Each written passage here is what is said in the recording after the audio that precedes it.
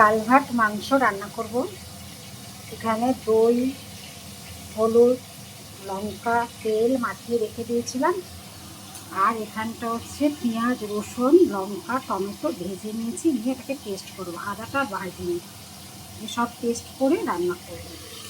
ভেজে আলুটা ভেজে নিচ্ছি।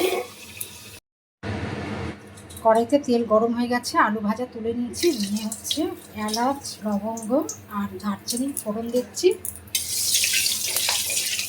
দিয়ে মাংসটা তুলে দেবো।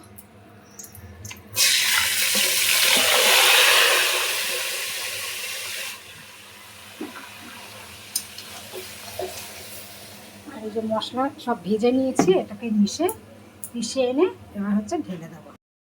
এবার এই যে মশলাটা করেছি এটা এবার ঢেলে দেবো।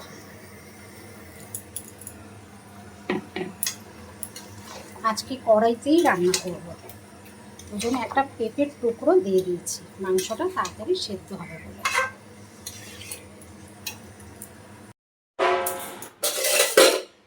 কালভার্ট মাংস হয়ে গেছে, লাস্টে ধনেপাতা ছড়া দিয়ে যে বন্ধ করে দিয়েছি।